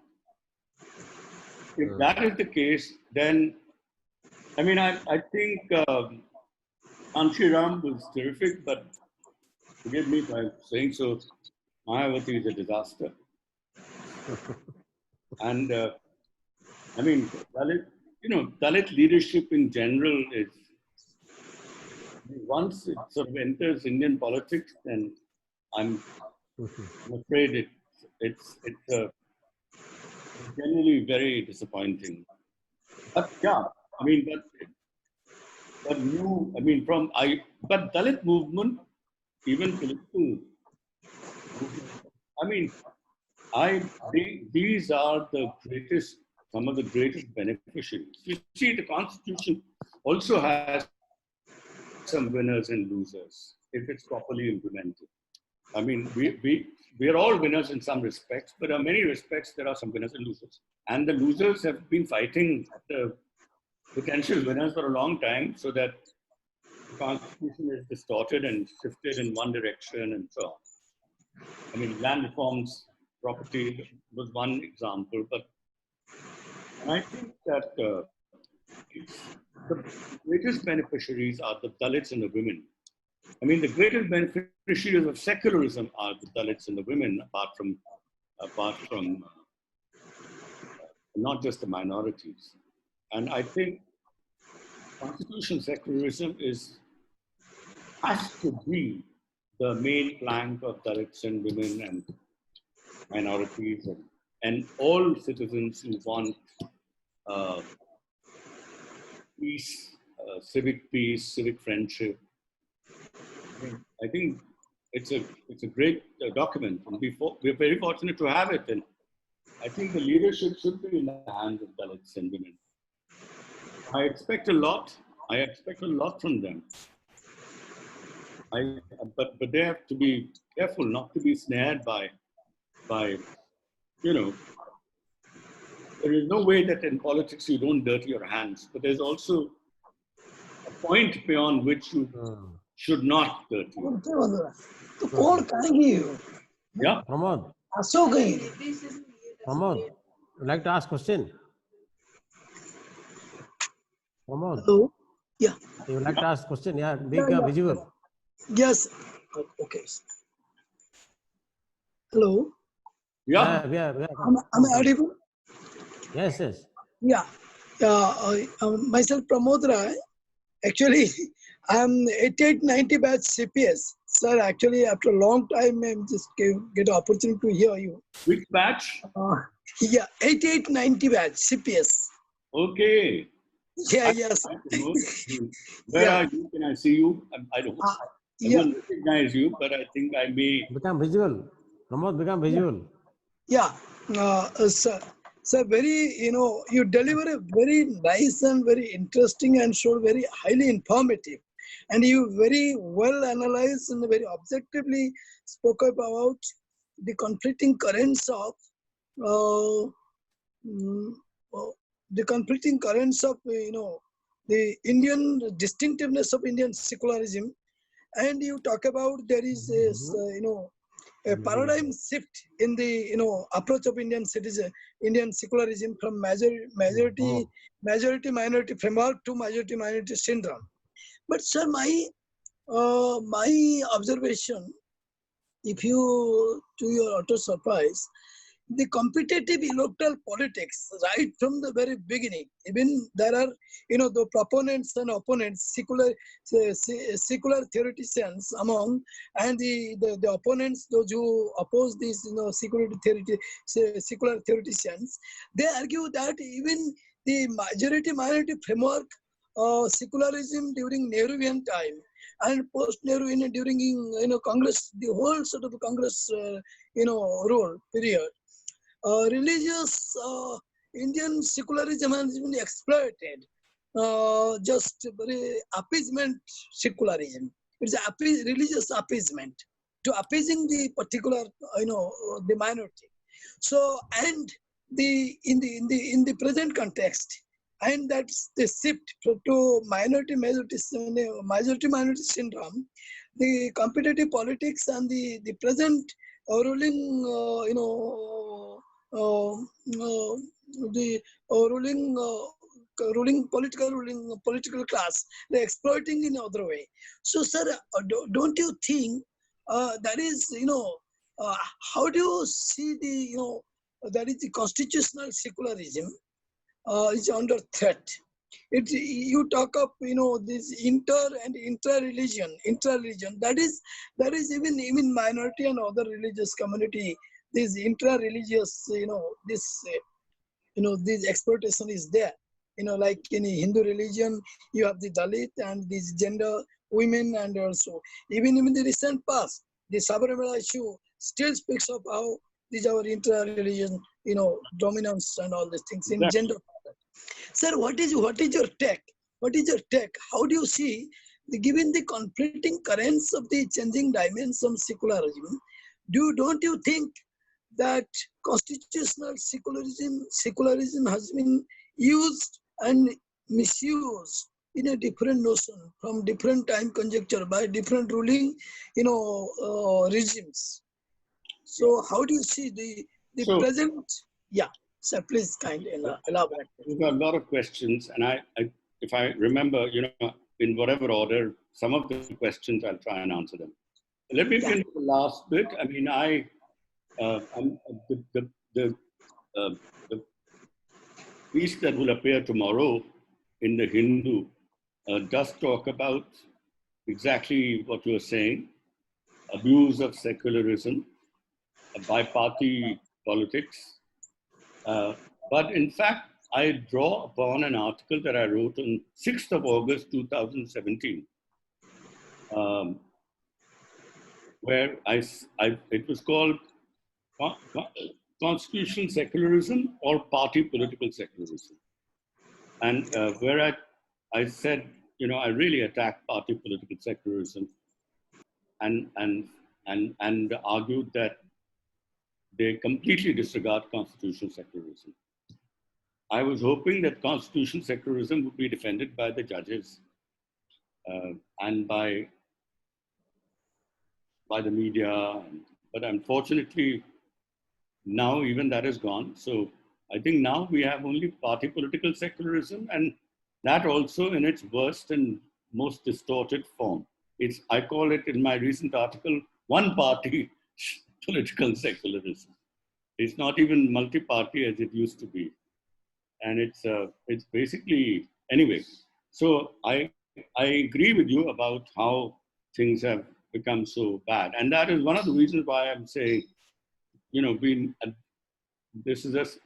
got a major setback to secularism, to constitutional secularism, and we need to change track and for the moment, just forget state-oriented political and move to the social terrain. That doesn't mean that political is, but that presumes not the working of political secularism, but the working of democracy in general. Otherwise nothing can work. If you have an authoritarian state, then they will not allow anything social. No social change to take place. They'll just, but so you expect certain things to be in place before the social can start working. And although the paper doesn't mention that, because you have limited space, I just assume that. Okay, that's one. Now, on the question of minority appeasement, since Nehru, first of all, minority rights, the granting of minority rights, which have always been seen as different from personal law. Remember, Uniform Civil Code isn't part of the directive principles of state policy. Minority rights are in the fundamental rights section. And the minority rights are not meant to include personal laws, right? They're about other things, but not personal laws.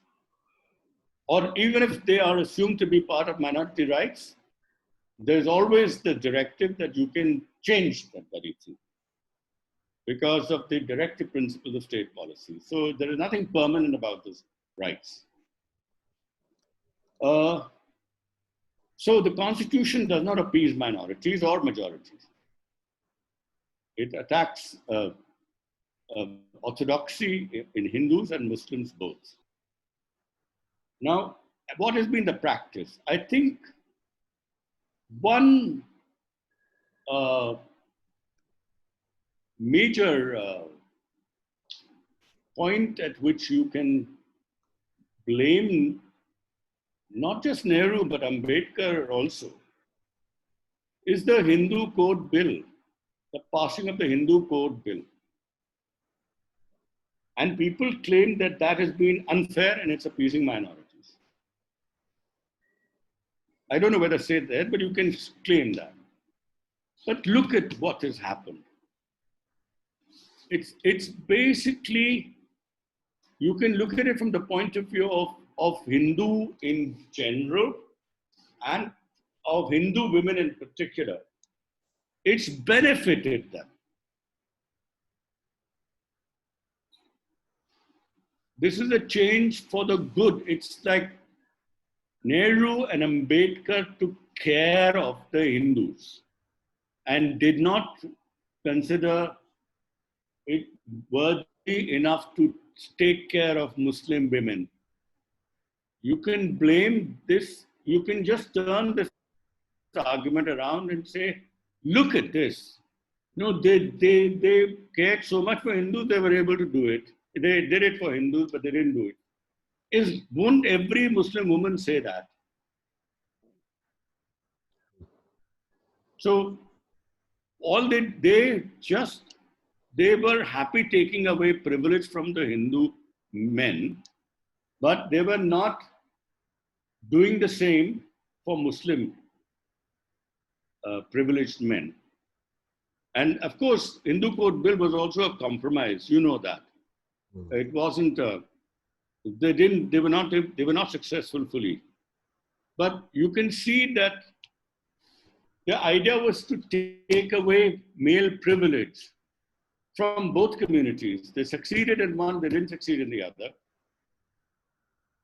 And the reason was pretty simple. I think this is a matter to be discussed in the parliament. It's a matter the bill was passed in the parliament. And the parliament, if you look at it from a purely religious point of view, it's dominated by Hindus.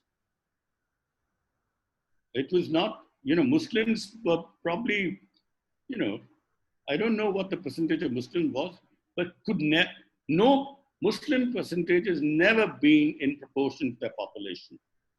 It's always been less than that in every parliament.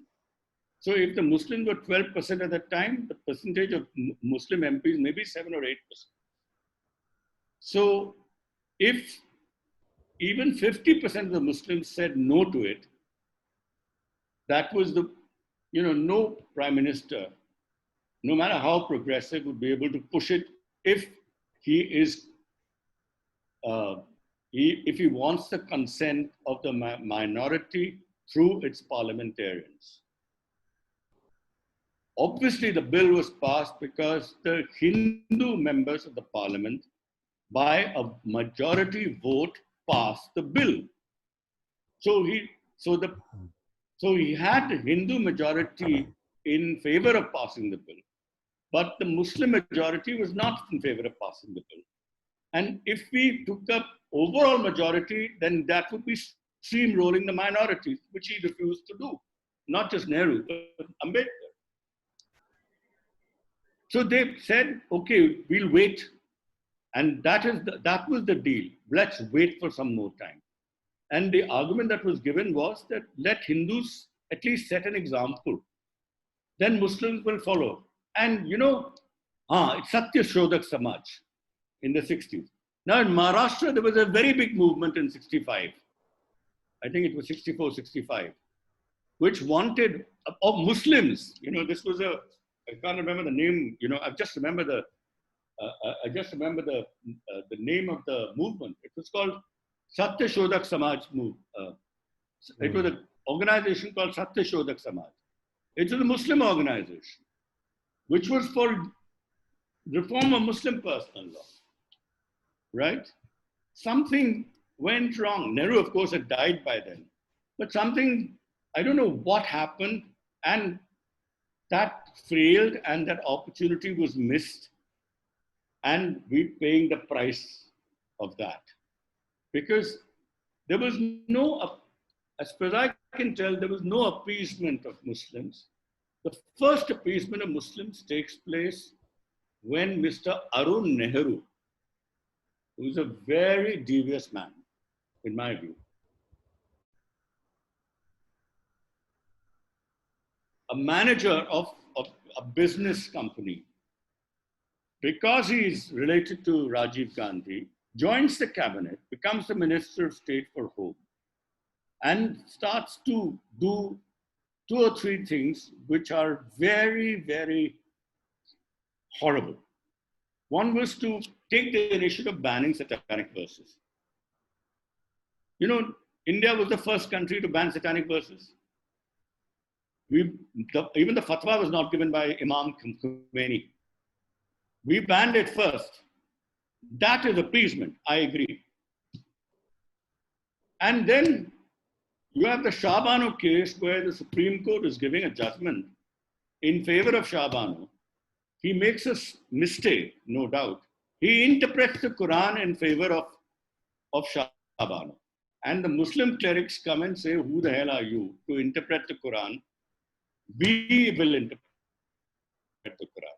Now, Mr. Chandrachud, Gajendra Katkar, I think it was, Justice Katkar could have easily given the judgment without bothering about the Quran. But he was, those were times when, judges were bold, courageous, and they didn't mind, interpreting everything. So he interpreted the Quran and in favor of Shah Bano, and the clerics came after and said, what have you done? You are interfering in our religion. You are interpreting the Quran. You have no locus standi. And a furor was created. And again, Mr. Arun Nehru and Rajiv Gandhi, because he was completely illiterate in these matters, Arun Nehru convinced Rajiv Gandhi that there should be a new law brought by the Congress. And that law will supersede the Supreme Court judgment. So that was another appeasement. And to compensate for these appeasements, the Ram Lalla Babri Masjid temple was unlocked and puja began by the Hindus. So that's exactly what I had in mind when I called secularism as multi-communal, that the most aggressive, the most orthodox, the loudest sections of the minority and the majority community are getting their way and the state is succumbing to them. So it was alternating majority and minority appeasement at a certain point of time in the history of Indian Republic, which is taking place between 85 and 88. And you know what the result has been. You know, once that happened, the charge of minority appeasement stuck on the Congress, and the whole movement for Ram Janmabhoomi began, and you know that story. So minority appeasement has been an exception rather than the rule in India. Yeah. There is no, we know what the state of Muslims is like. There is no, it's in every which way, whether it is parliament or whether it is bureaucracy, the police, they're all underrepresented. Only in their religious matters, we have given the orthodoxy free hand to do what they want. That's appeasement. It doesn't benefit Muslims and doesn't harm Hindus. It has nothing to do with Hindus. What happens within Islam, whether it is conservative or non-conservative, doesn't really have to do with Hindus. Hindus can't say कि वहाँ reform नहीं हुआ, हमको बहुत harm हो रहा है. Or they can't say वहाँ reform नहीं हुआ, हमको reform कर दिया. That was great. I mean, if there is a reform, supposing you have look at the injustice of it, that the reservations for scheduled caste are only for Hindu scheduled caste, Muslims or Christian, and there are so many SCs who are Muslims and Christians, particularly Christians, also Muslims. But they are not, they don't get any reservations. Now that's you can look at this. You can say it's basically a tactic to ensure that Dalits call themselves Hindus rather than move to any other religion. It's in their benefit reservations, and therefore it's in their interest to call themselves Hindus. Now that's hardly Muslim appeasement, it's Hindu appeasement. It's building Hindu numbers. Yeah, true. Rajiv, the last question. I don't know Facebook. all your questions, but I've answered some. Yeah. You have answered very brilliantly. The last question from Facebook. Question is, will this socially driven secularism emphasize or prioritize on the individual rights to liberty over collective rights to language, religion, identity, and development? No. I think development certainly not. I mean, what else was there? Development? Language, religion, and identity. No, no, it's not. I think no. First of all, language is out of the game. Development is not in the picture of secular. In the sense, of course, it's related in some ways, but not directly related. That's a kind of a, that's only it comes into the picture only if you have discrimination on grounds of religion, that you have some people benefiting and not some others not, because they're discriminated with on grounds of religion. And that's when secularism does enter into development and on other things. But now really a battle between the orthodoxy, which is the current leadership of religious communities, whether it is Hindu or Muslim, and a struggle to interpret your religion in the way in which you think best and form a different association, that is something that you should be allowed to do. But also any oppression which has grounded in what people think is Muslim or Hindu of Dalits or women, that's the focus. Largely, that would be the focus of social secularism, which is how it was in the 19th century and in the early 20th century. There were all kinds of movements which were not dependent on the British state. They didn't want a law to be passed. They wanted change to take place in society by popular struggles and by. So I think that's the project of social secularism rather than political secularism. Rajiv, let us close the session now. In fact, I am grateful to you for a very fascinating talk. In fact, I think the take of today's lecture is your concept of socially driven secularism, which has excited almost all of us, and quite a few questions came on that. And I am happy that our participants participate in this session, and it has been a great presentation by you, and we are grateful to you for exciting us to think new ways. So thank you, Rajiv, and thank you very much. I thank participants. You'll read this tomorrow in the Hindu also. I've already sent it to them. Oh, so it will come. Okay, we'll read. Yeah, it's a short piece. It's not as elaborate. Okay. Okay.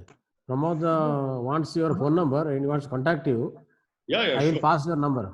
Yes, please. Thank you, sir. Thank you, sir, very much. Okay, bye. Thanks a lot. Thank you very much. Bye-bye. Bye.